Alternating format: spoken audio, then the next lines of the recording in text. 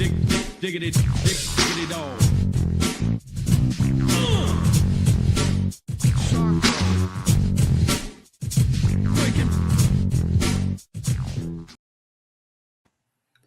What is going on, everybody, and welcome to the premiere episode of Hot Dog and a Handshake here from the Simply Reliable Studios and the Wrestle Collective.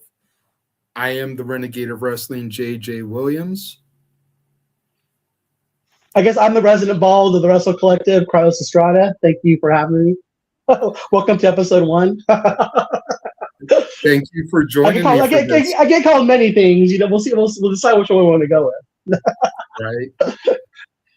Thank you for joining me for this, man. You know, it's like we kind of were kicking around some ideas a little bit, and as I kind of put in the video description on YouTube, it's like there's a lot of podcasts out there that cover WWE, AEW, and even to a certain extent Ring of Honor, TNA, New Japan. But there's really not that many podcasts, if any, that to dedicate themselves to the independent scene. And it's something that I'm passionate about. It's something that I wanted to try to bring more attention to, and you were on board to joining me in that quest. So I thank you for that, man.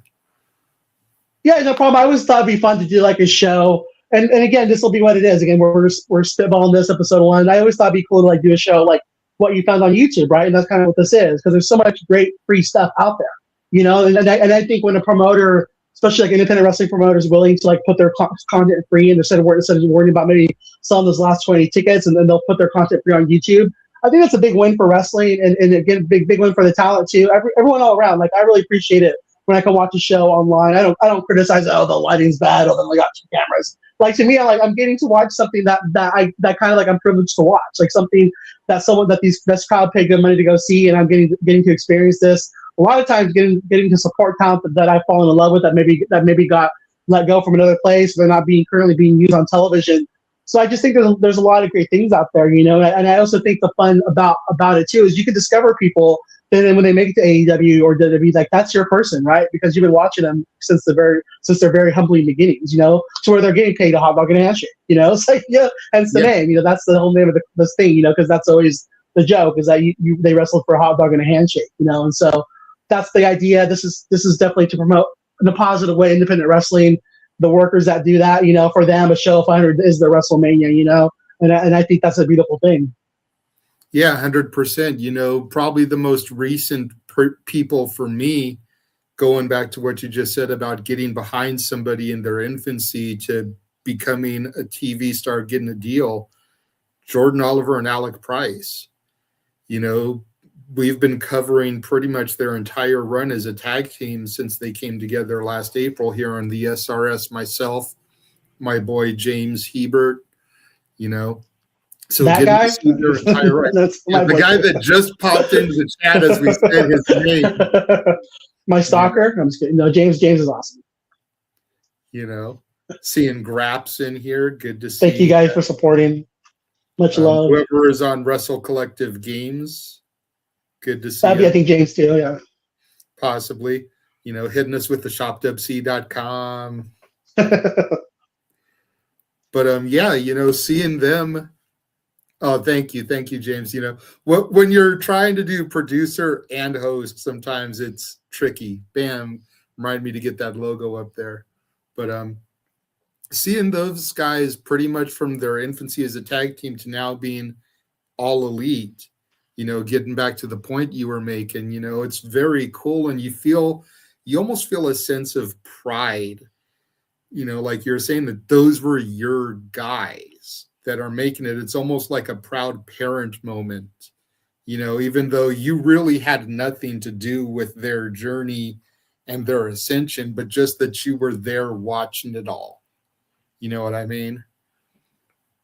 Absolutely. And I think that's the cool thing, you know, and it's just, again, you get to follow those guys, seeing them grind, seeing them get rewarded, like seeing someone you care about being able to like make a good living, you know, and they're going to be able to pay their bills and maybe buy a house and again, like have a nice retirement, you know, like even like, you know, it's not independent wrestling, but like even with AJ Styles this past thing, like seeing him get to go out at a decent age and he's not having to wrestle fairgrounds or go be a greeter at Walmart when he's 65. Like I just love where the wrestling business is today, that these guys have options, that they can make good money, they can make money independence, have merchandise, let's shout out too, Pro Wrestling Tees, allowing these guys to go and have a merch site, for all these independent wrestlers too. Like they deserve their flowers too. It's a good time, I think, to be an independent wrestler and also to be a pro wrestling fan. I think it's beautiful. It's all beautiful. Yeah, I mean, I feel like this time in the independence is almost as good as the time when I first came into the independence back in like 05, 04, 05, 06. Like the independent scene is just really thriving right now. Back then it was Ring of Honor, it was CZW, it was IWA Mid-South, it was PWG, UPW was starting to taper off. And those are just the companies that I knew about. I'm sure there were hundreds of others that I didn't know about. And now you've got House of Glory, you've got GCW, you've got two different JCWs, the Juggalos and Jersey Championship Wrestling. You got Revolver, Prestige that's ready to do their final show, West Coast Pro, MPX, Metroplex, which is doing Global Wars with Ring of Honor this week, Athena's promotion, Thunder Rosa's promotion, which is temporarily on hiatus. There's so many companies. And again, I know I didn't list all of them, just the ones that are rapidly coming to my head, but I feel like the scene is just thriving right now, and just want to bring attention to it, make people aware that may not be aware of what's out there. Yeah, and there's people again, when you look at WWE right now, it's like it's corporate wrestling. That's exactly what it is. And even like with this past Royal Rumble, like I feel like that was the final nail in the coffin. It's very corporate wrestling. It didn't have a lot of emotion to it. It was just kind of like I watch it because again I love to consume the product and I care about the talent. And again I can't deny my fandom, but it was just very corporate, And so if you don't like the business ethics, if you don't like the fact that you got to go to 5 different streaming options to get all their content these days, like it's good to like let people be aware that there's other options out there, and there's people that do want their fandom. There's people that would love to have their $5. There's people that would love for them to buy a T-shirt. They don't take that for granted, and that's independent wrestling. So I love the idea of doing a show that can shout that out. And again, if we can add to their platform, if we can give somebody one new viewer, one new fan, to me that's a win. That's a win in my book. Absolutely. So this episode is basically designed to kind of just be an introduction into who we are, the purpose of this. Why don't you take a minute, Carlos, and tell people, the viewers out there, because we're going across many different platforms, who are you? What do you represent with the Wrestling Collective? And like, what's your mission in all of this? So my name is Carlos Estrada. I've been a wrestling fan since I think I was 10 years old. X really helped me with my mental health. Again, I was in a bad place in my life. I got disenchanted with social media. I was really kind of got into really bad, just that people attacking me. I started a nonprofit and people were attacking me on Facebook about it, saying, "Oh, you're just a spammer" and all this shit. And it just really put me in a bad headspace. People wanting to just gossip about you, people that you thought were your friends. And I just went to a place where I got off social media. I wasn't really on Facebook anymore. I wasn't on Instagram. And then I thought, oh, there's always Twitter, right? Back in the day, I created an X account. I had Twitter, so I started going on there, and it wasn't about the people in my life, like people I went to high school with, wanting to talk shit or gossiping. It was just about getting to like meet wrestling fans from around the world, And I met a lot of great people, and it was like, I just got to be I just got to feel part of a community, and it was a positive community, And so I first joined with the fans of pro wrestling. With the guy that I met on X, his name's Sage. He really helped me a lot to kind of push myself and build my account. Stay with John. Like, I started supporting content. My friend John, with the fans of pro wrestling, they would do their weekly show on YouTube and on X, and then I was supporting him, and he asked me to come and join it, and I said sure. And so I did that. Stampede joined us, and then again, just sometimes people don't click. Stampede and I started doing more of the spaces. And that was one thing Sage pushed us to. Like, if you guys want to build your network, you got to do spaces twice a week. And no one really wanted to do it, so I did it, and that's where I met people like Advocate. Advocate's been a person that I met from a long time ago. So then, your Slicks and your Big Grapses and your Devs. Dev I met through the different wrestling communities. And then again, we just all started this community of spaces. Like I was kind of like the grandfather for a lot of these guys, and then they would kind of go do their own spaces. And that was just really cool to see that. And then from there, I was asked to join the Wrestle Collective, and I've been a proud member ever since.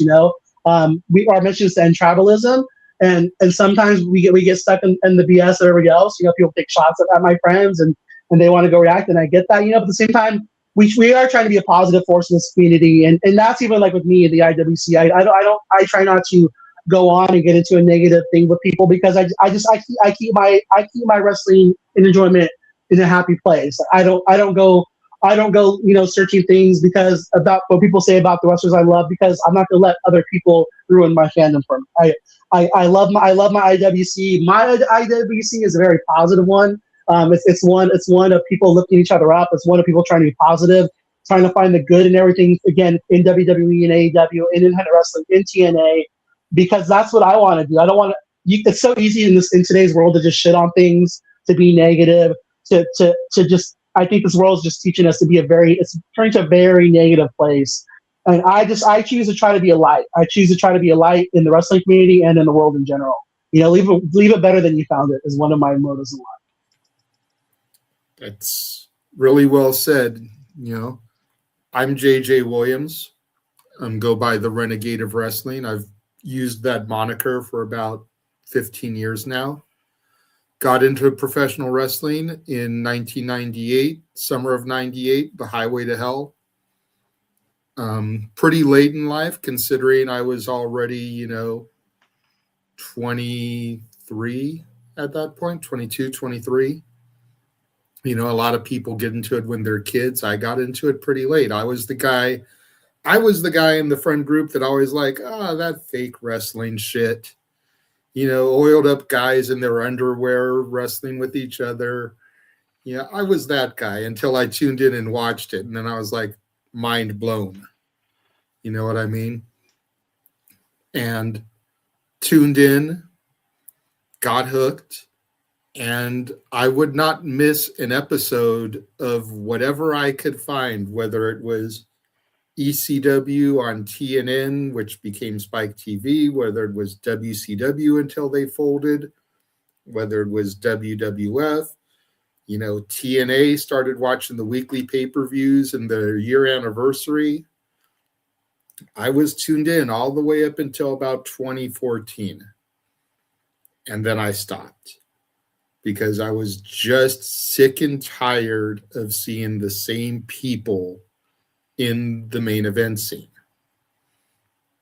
And I wanted something more. And even though at that point I had a bit of an independent wrestling journey, and we'll get to that in the next segment, but I yearned for something different, and I wasn't getting it from anywhere. Even the independents were kind of giving me the same names in the main events. The guys that were on the cusp hadn't got signed yet, but you're still seeing the same names. So I just cold turkey quit. And I came back into things during the Thunderdome era. Wow. It was a weird time to come back, to be sure. But it gave you something to watch, though. It was like it gave you. We were in a weird time in the world. Totally. You're just grasping at straws for something comfortable. And even though the product was very much lackluster at that point, there was enough comfort in it that I was able to get drawn back. And then the ball just kept rolling, Then from getting back into WWE, I got into NXT. From getting into NXT, I eventually got into AEW, and then I started to find my way back to the independents again. And now I've been to GCW shows. I've been to Future of Women's Wrestling shows. I was at House of Glory this past weekend, for their debut out in California. Looking, I'm going to be going to Vegas for Mania, looking to go to Progress and Juggalo and all these other companies that are going to be running out there as part of the peripheral Mania scene, and just looking forward to consuming everything, because as you brought up in the opening segment, it's so easy to consume, and even if, you mentioned having to have 5 different, streaming services to watch WWE, like a freaking Infinity Gauntlet. There's Title Match Network, there's IWTV, there's Triller, there's YouTube, there's all these other venues for independent wrestling, as well as all the same stuff for like WWE. And it's like, just where do you want to spend the money? Do you want to spend it on services to support the corporate giant who really doesn't need the money? Or do you want to spend the money on the small timers, the people that are getting paid, as the show title suggests, with a hot dog and a handshake?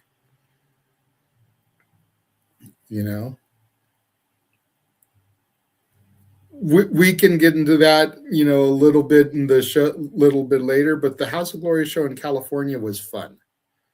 I'll just leave it at fun simply right now. There were no title changes or anything like that. Nothing major happened. But for it being its debut, it was good. And I wanted to listen to for Get to Know Me, because I think it's important.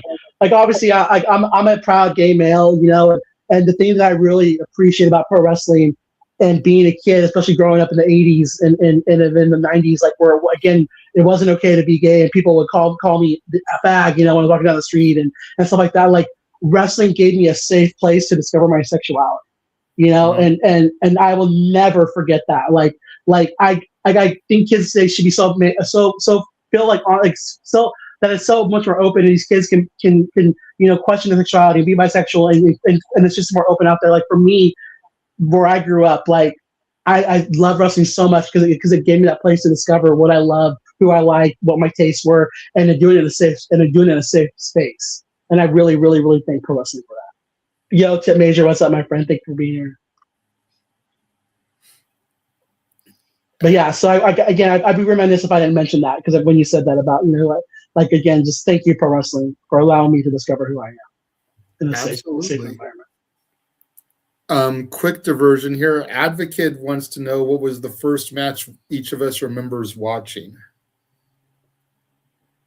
So WrestleMania 3 was the first event that I watched, of course, like most kids. It was like, my uncle brought over the tape to my house, the VHS. And again, I was, and the thing about my life is, again, my mom was married, so I had to do a lot of chores as an only child. My stepdad made me work my ass off, but at the same time, I was rewarded with that. I always got to buy the pay-per-views. I always got to get buy toys and stuff like that. So that was always really fortunate about that. So they took me to my shows at Arc Arena, like to go see wrestling. Like my fandom was fed by my family, and I appreciate that. But definitely WrestleMania 3. So I guess the first match that really stuck out to me was the British Bulldogs on that show.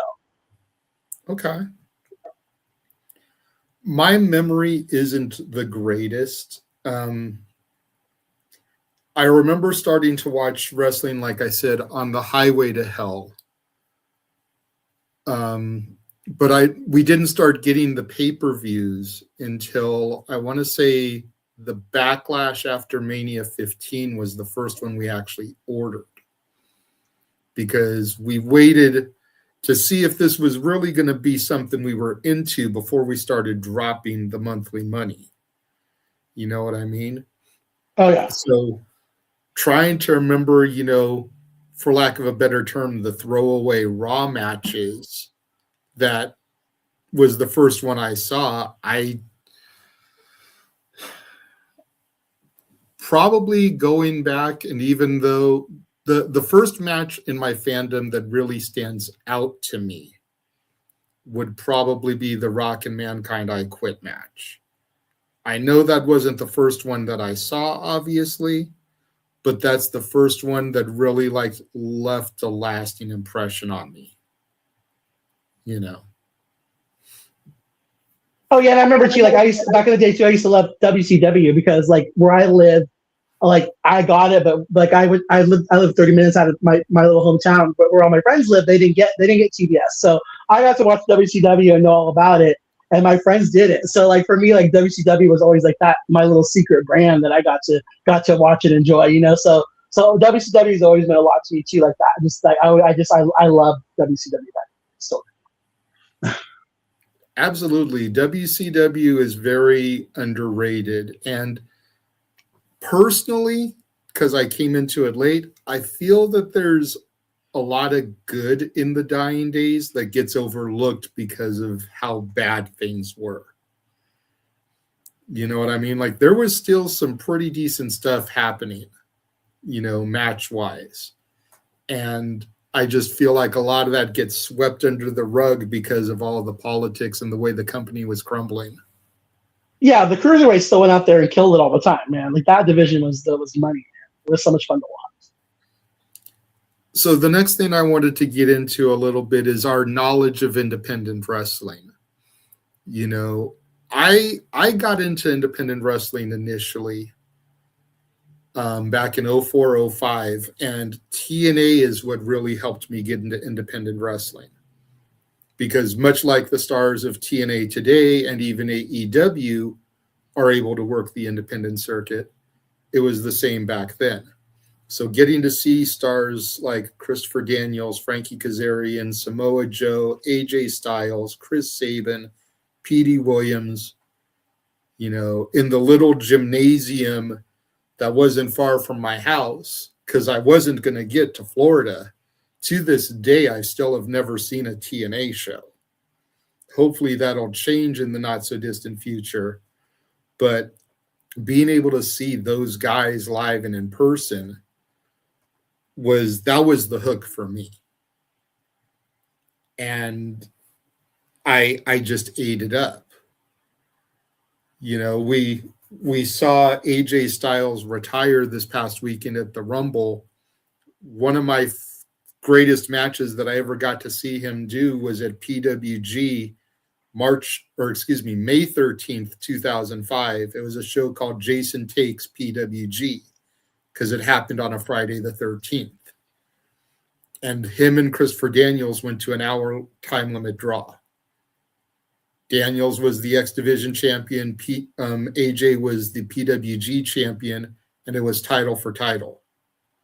So they went to an hour time limit draw. And it was just so good seeing all that like up close and in person.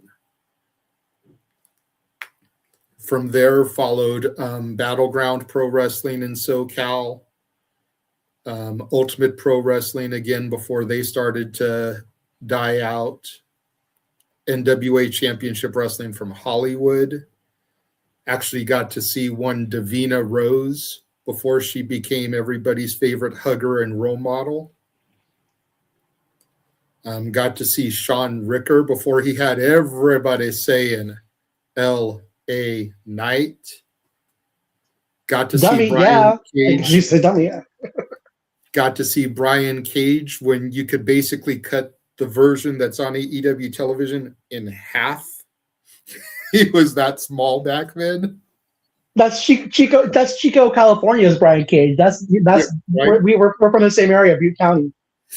So, but getting to see some of these guys, seeing Willie Max come up and discovering that, you know, when I was slowly starting to phase back into wrestling, he was the Impact X Division champion. Just so good, so exciting. And then again, getting into GCW and House of Glory in my return, like that's my knowledge of independent wrestling right now, is those two companies primarily. But I do try to keep my eyes on some of the others, especially since, again, shout out to the Russell Fish from the Wrestling Collective and James Hebert, who double dips on both sides, do all the watch alongs for us here for independent wrestling. So try to stay up on all the stuff. But what about you? What is your knowledge of independent wrestling? Wow. So I mean, so if we're gonna so using what you so when I was a kid, like I remember watching Glow Wrestling on television. So that was an independent wrestling I used to watch. So the Gorgeous Ladies of Wrestling. I loved that shit.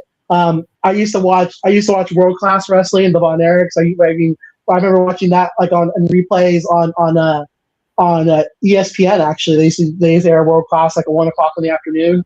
Um, and then they also would air AWA as well. So I kind of watched those in their dying days before they got closed down and left out. Um, for me, when I lived in San Francisco, I went to independent wrestling shows there because being in a bigger city, that's kind of where I got to see independent wrestling. In my small town, there's not a lot of independent wrestling there, so we just kind of waiting for WWE to come to town, things like that. And so, honestly, like my love came back like around the same time you said, 2020.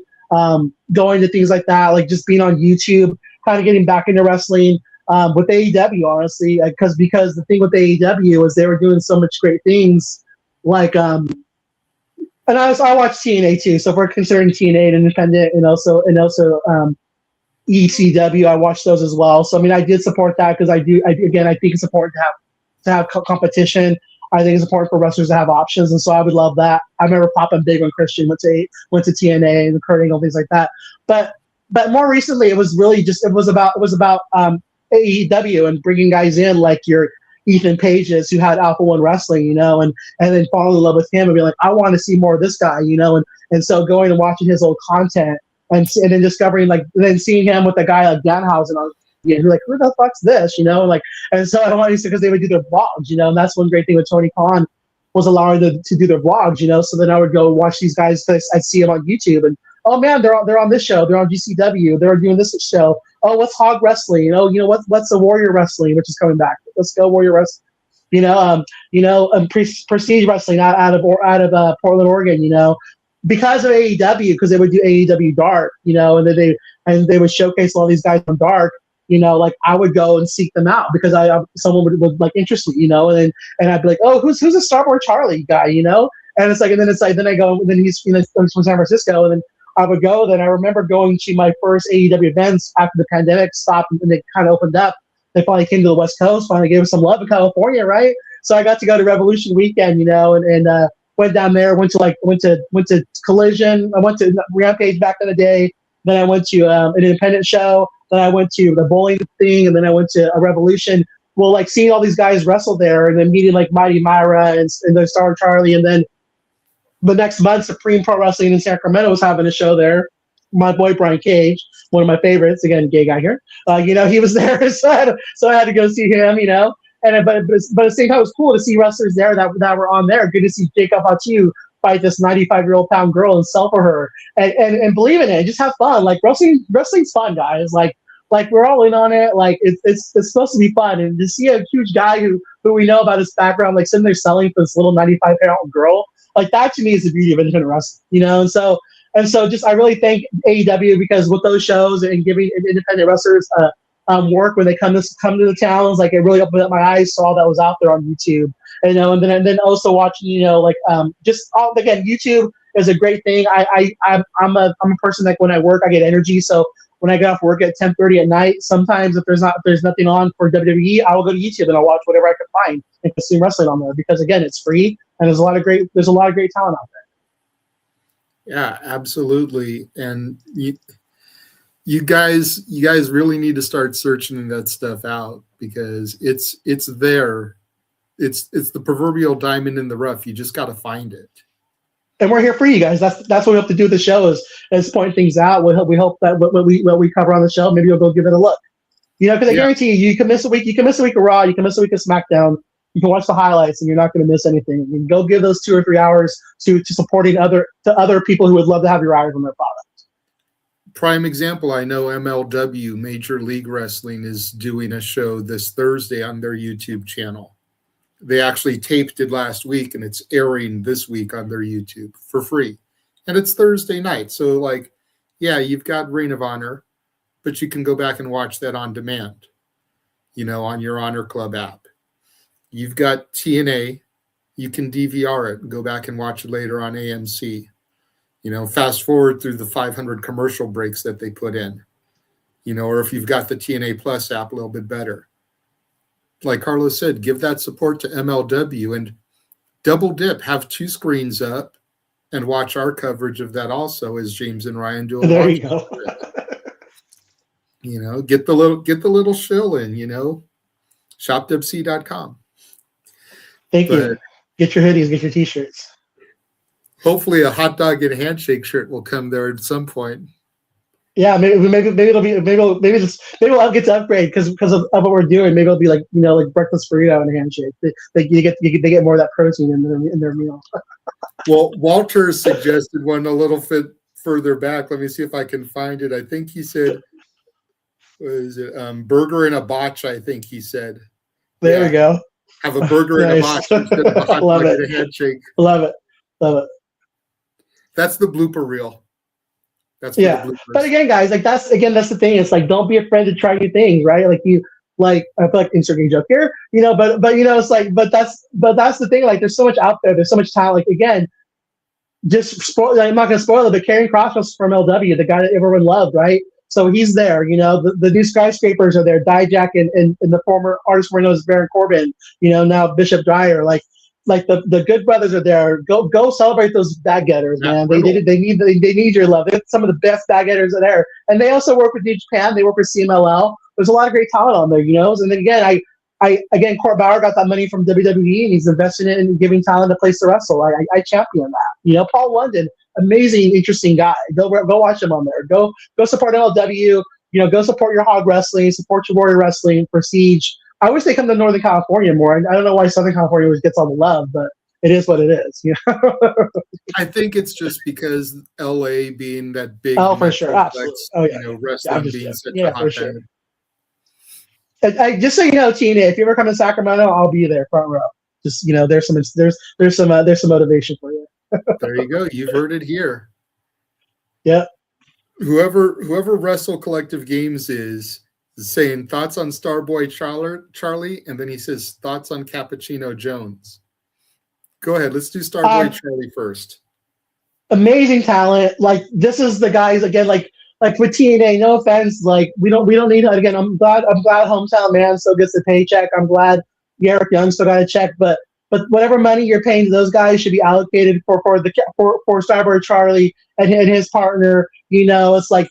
For those other guys like that, for your Vinny Pacificos, out there, like all those guys are who TNA should be bringing in and giving that money to, and just bringing in an infiltration of new challenge, the Crush Boys, Titus Alexander and Starboy Charlie, they're the tag team champions currently in West Coast Pro. Like, I think those guys are great. Cappuccino Jones is amazing too, but he's an ID talent. I mean, but all great people, like absolutely future stars of this business, 100%.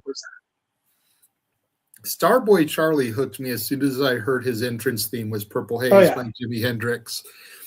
I heard the beat drop for the first time live, and I was like, just started bobbing my head. I was like, who is using Purple Haze? And then he came out, and I was like, I'm sold already.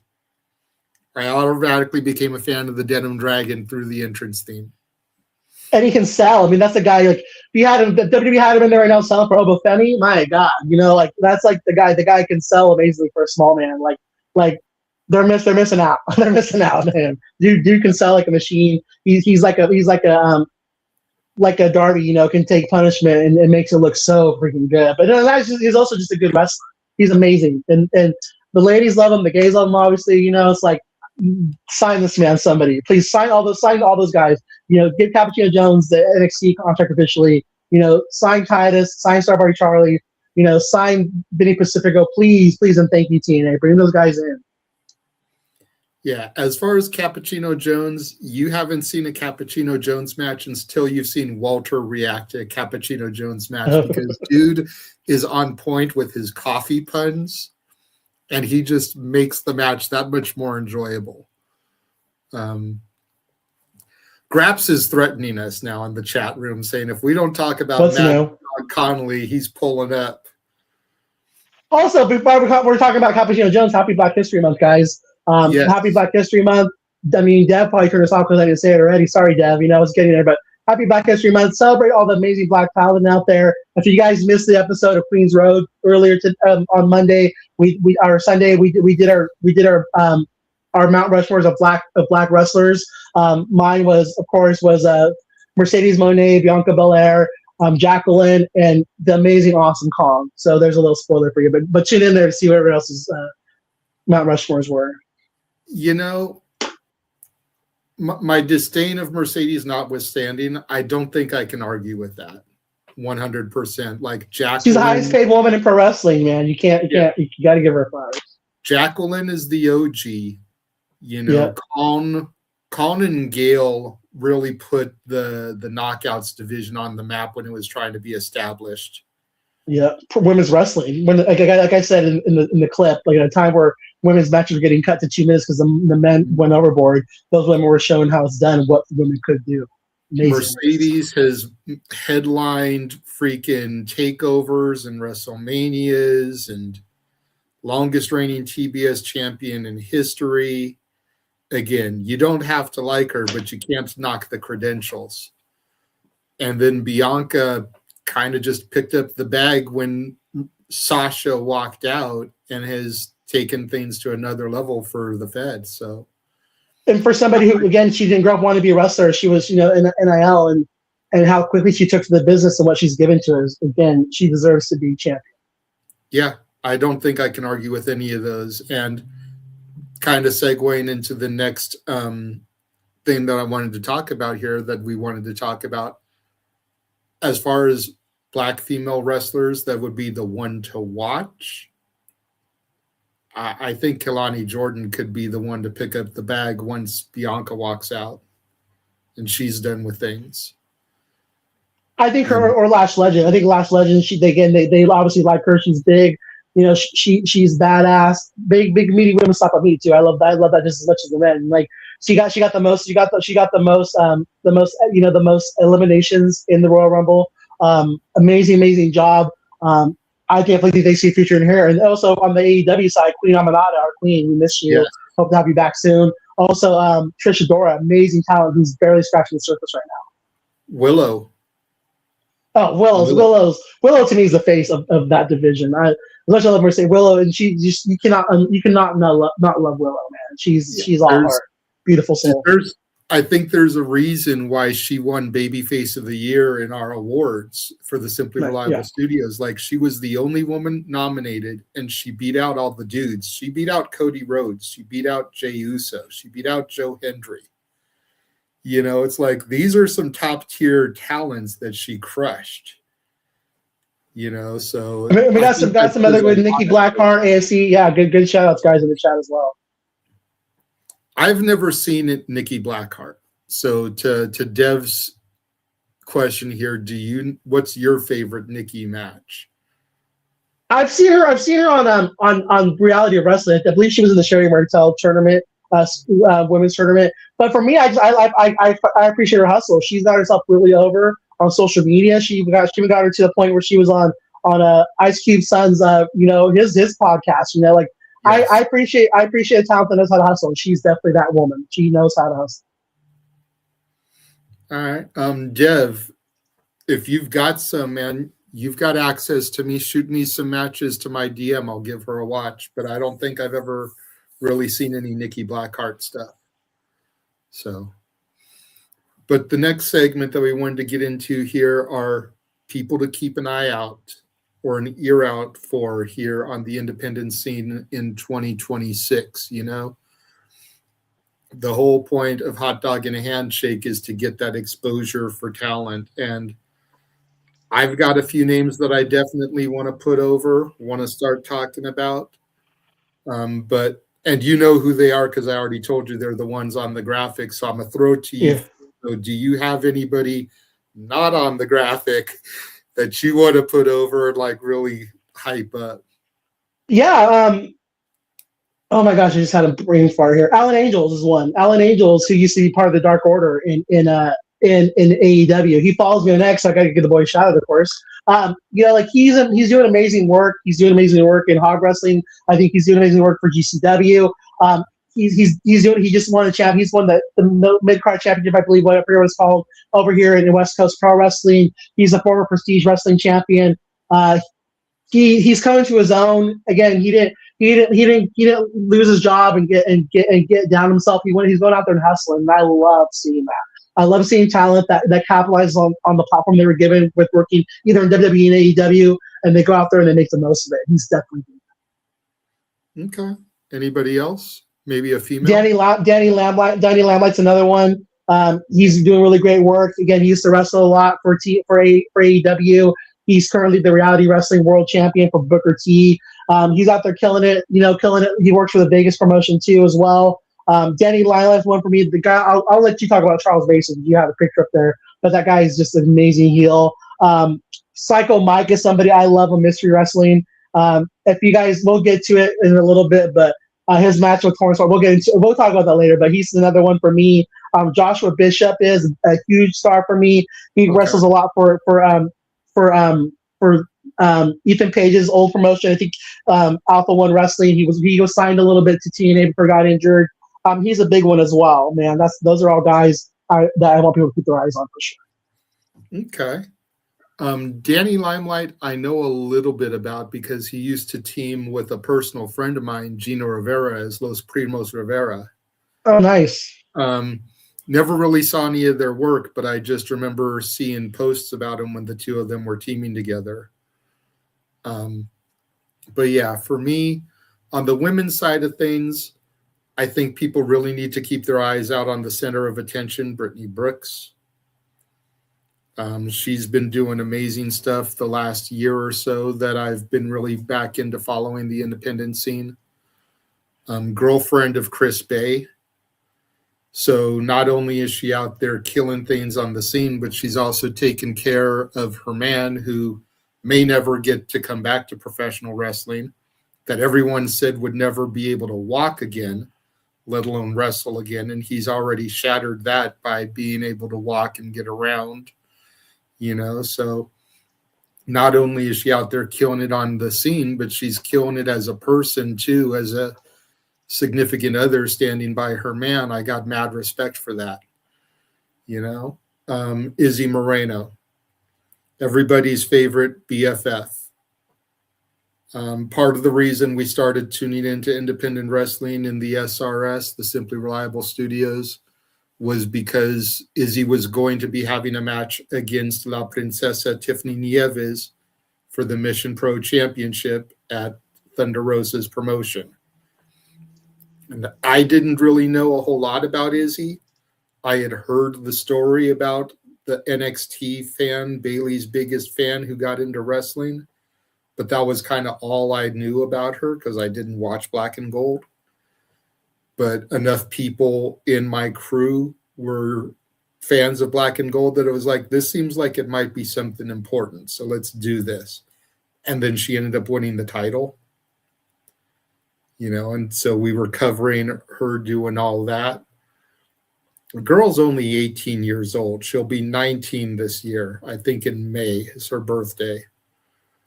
So she's really just not even scratching the surface of her potential. And she's already been to Bailey's Lodestone seminar this year, to be mentored by Bianca Belair, Charlotte Flair, John Cena. This girl is something special, and if you guys haven't been watching her, definitely watch her. On the men's side of things, yeah, Charles Mason. Charles Mason can be a son of a bitch when it comes to his matches and everything. He is a great psychotic heel. Just his in-ring psychology, to say nothing of his actual in-ring ability. Mason is one that people need to keep an eye out for. He's the current House of Glory champion. I think he has another championship as well. I'm not sure which one it is.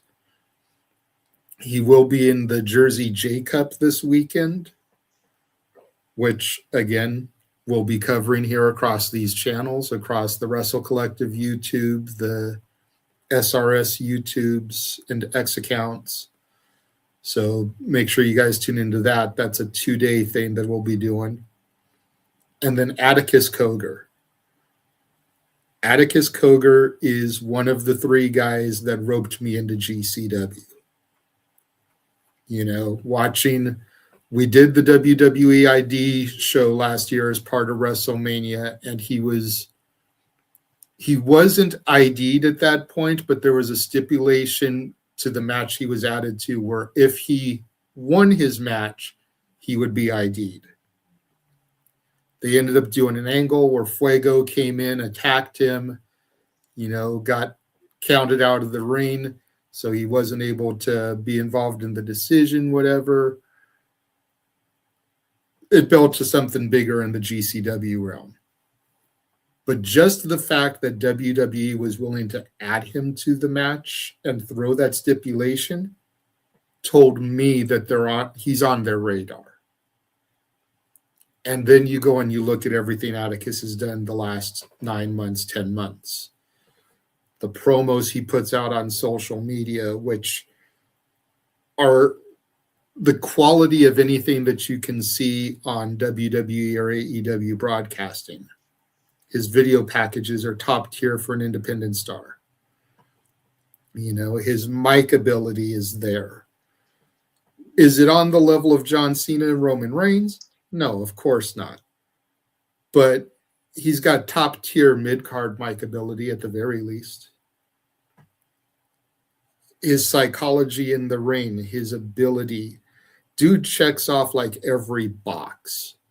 The only thing that I think where he struggles is the look, because he's got that big old septum nose piercing that's not going to be like, some people are into that, others aren't, but it's not exactly like a draw, you know, for people on that level, like, you know, in the Fed and whatnot. That's the only thing that I think might hold him back, as minor as that is. But Atticus Cogar is another name that people really need to watch, because him, Alec Price, and Jordan Oliver are the three guys that got us into AEW, and two of them have already become All Elite. So clearly we had eyes for the prize, so to speak. You know.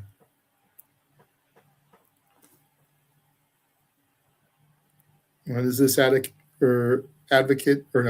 asking, what's some other indie merch in your repertoire? I've got shirts in my closet, and in my storage, I've got a bunch of DVDs. Most of them are PWG DVDs from the shows I was at. But that's most of it is T-shirts and DVDs. And then you also subscribe, right? I know you subscribe to Thriller, correct? Monthly. Yeah. So you give your money there. I subscribe to New Japan World, and again, you look at New Japan, any different dollar they can get. So that's how I give back. You know, I subscribe to New Japan as well. I'm going to be going to an independent show next Sunday, and not the 8th, but the 15th. And I will buy. I'm going to buy a shirt there as well and support somebody. So promise. There you go. I'm going to be at a show on the 14th. GCW is coming to LA again, so I'm going to be there for that. You know, just happens to be Valentine's Day. Very cool. Hey, get some blood on you for Valentine's. I also want to get, you mentioned Fuego. You know, the KG Orso, again, the way he reinvented himself, took off his mask, showed that beautiful face, and just becoming an asshole heel. I love that shit. I love my heels. He deserves some love. He's killing it. I'd love to see him get into a big contract. And also just to Ben Bishop as well, another Bishop. He's somebody who gets it. Wrestles for GCW. He's out there promoting himself, doing the you know, Instagram shorts, doing the shorts on Twitter X, you know, on X. He applied to be the Mr. Elegance, you know, but he didn't even get his videos shown. But I love to see the hustle. When I see those guys like that, I want to see them make it. He's very entertaining, very tall, very big. He'll be making it somewhere soon. And Michael Oku as well in Europe. Yeah, Michael Oku he'll be all elite any day now. Michael Oku is a good talent. I've enjoyed his work. Man like Doris as well, and the one called Manders. Those are two other names, if I threw some out there, that I know James and I have been really impressed with. Also, got to give some love to my favorite independent wrestler, Nasty Leroy. Nasty Leroy always coming in and supporting us. gives the inside information. That's I own two Nasty Leroy t-shirts, Dev. I'm not the Nasty Hottie yet, but I'm working my way up there. But I do have two Nasty Leroy t-shirts as well. 100% accurate, and I know James is watching. He's in the chat. He can back me up on this. So when we started figuring out all the shows, part of the GCW collective last year that we were going to cover and everything to do watch-alongs with, they announced the Clusterfuck Battle Royal, which was like 200-something entrants in a Battle Royal Rumble style thing. When they announced that Nasty Leroy was going to be in that, me and James were like, okay, we have to do this. Just because this dude has interacted with us in the spaces numerous times, we have to support him and say that we've actually called a match of his. And then he comes to the ring straight out New Jack style to Natural Born Killers. Car full of weapons and everything. Yeah, like, okay, Leroy, you got me. And he took a bump, bro. He popped me with that. So. Oh yeah. But just the fact, they announced a bunch of other people that were going to be part of it, and it was cool. But we were like, man, this is going to be a late show. I ain't going to do this. And then they announced Nasty Leroy. We were like, okay, we got to do this now. Got to support Leroy. Hell yeah, absolutely. Glad to see him. Glad to see him get a hot dog and handshake.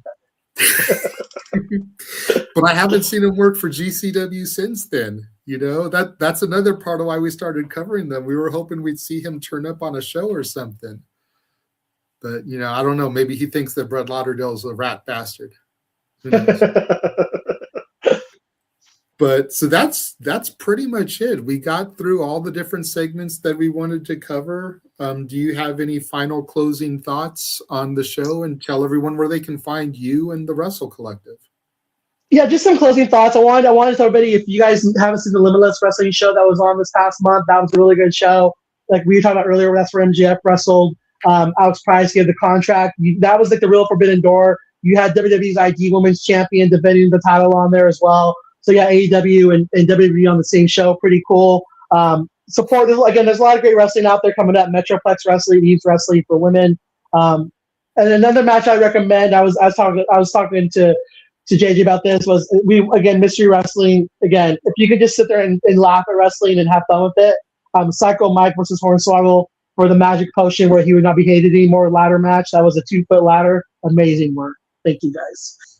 Like I said, my X handle is C to the LOS 77 on WC Worldwide is where you can find us as well, the Wrestle Collective. You can find me at the Fantasy Pro Wrestling as well. If you want to join our community, do that as well. Please like, subscribe, turn your notifications on to the Wrestle Collective YouTube channel as well as the Wrestling Fan Insight YouTube channel. And if you're on Instagram, you can follow me there as well. I'm Rainbow Goodness _. There you go. And at Conquer the No.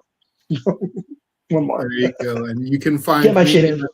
You can find me at the Renegade J.J. Williams on Instagram, Casa D18 Studio on X, Casa D18 Studios with an S on YouTube, SR Studios 2024 on X. That's the official home of the Simply Reliable Studios on X. And that's where the watch-alongs and this is being streamed. But yeah, just support, tune in, support, discover some new favorite wrestlers. That's my hope and goal with this show over the next 12 months, is that us bringing attention to companies and wrestlers and matches will help you viewers discover new people that weren't on your radar before, and hopefully this will become a long-term thing. It's up to you guys though to support. The feed's telling me we've got 175 people plus watching us right now on the various platforms. Shout out to every single one of you. Thank you for making this debut episode a rousing success. That's huge numbers for us. Like Carlos said, make sure you like, make sure you subscribe, make sure you follow. I'm sure Graps will slap me if I don't say one more time, go to shopwc.com, get some merch, Yeah. Maybe either in the February or the March drop, a hot dog and a handshake shirt will be on there. But that's Hint, hint. All right. Also, tomorrow, really quick. Tomorrow, go ahead. We'll be back tomorrow. Next, I forgot. Light the Fuse will be back. That's your pre-show for Dynamite, and then after show we'll be back with the wrestling fan. Wednesday Night Chaos. That's your AEW post show, and then also Wrestle Collective Weekly on Thursday as well, guys. Just gotta plug those two. Sorry. Wrap that.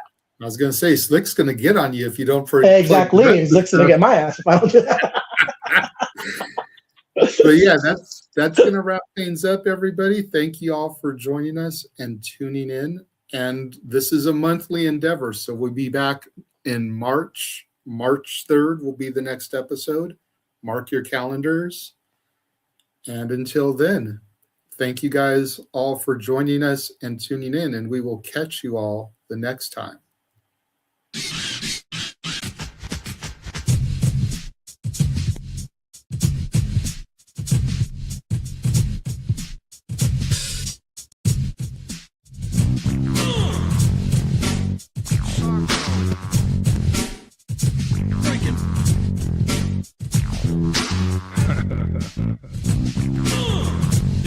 Diggity dog. Breaking. Diggity dog.